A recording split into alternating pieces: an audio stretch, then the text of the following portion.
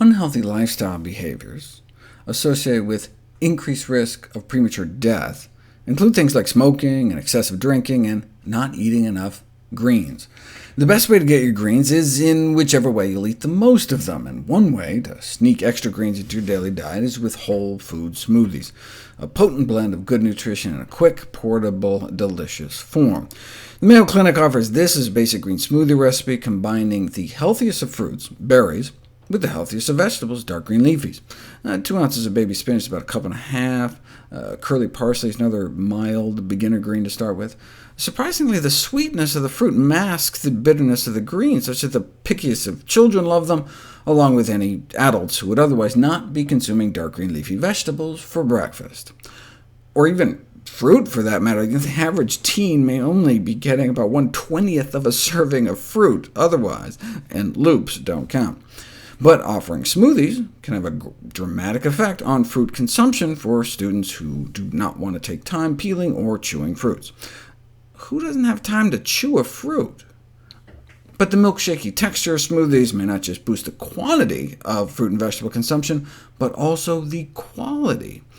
Carotenoid phytonutrients, like beta-carotene and lycopene, can exist as microscopic crystals trapped within the cell walls of fruits and vegetables, and they're only released when the cells are disrupted. That's why we need to chew really well. Mastication is doctor speak for chewing. We either have to chew better, or choose plants that are easier to chew. For example, while tomatoes have more beta-carotene than watermelon does, the watermelon's beta-carotene is more bioaccessible because it has kind of wimpy cell walls, but the cells of other fruits and vegetables are smaller and tougher.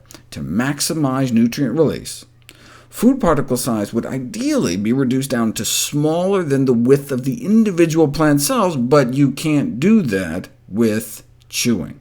Most vegetable particles end up greater than 2 millimeters when you chew them, which corresponds to way up here. Whereas if we broke open all the cells, we could release much more nutrition. We can never chew as well as a blender. The particle size distribution from chewing is about what you'd get blending in a food processor for about 5 seconds, or one of those high-speed blenders for maybe half a second.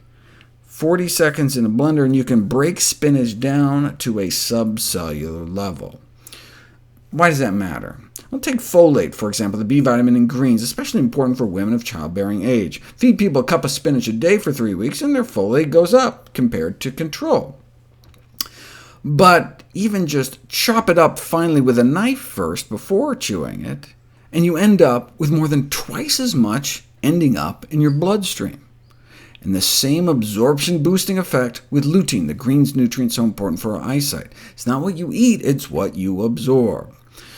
But for lutein, the boost was only 14%, so a few extra bites of the whole leaf greens would have gotten you just as much, and some other nutrients, such as vitamin C, aren't affected by pre-chopping at all. And this is less of an issue with cooked vegetables. This is for raw carrots. Boil the carrots for 3 minutes first, and even just regular chewing can release like 10 times more, but not as much as blended. Intense cooking, boiling for 25 minutes, so damages the cell walls that even gulping down large particles can result in significant absorption. But even then, blending may double carotenoid availability, explaining why we may be able to absorb 3 times the alpha and beta-carotene from pureed cooked carrots compared to mashed cooked carrots.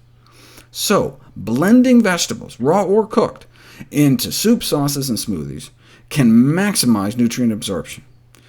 You went to the store and bought it, or toiled in your garden to grow it, you might as well take full advantage of it.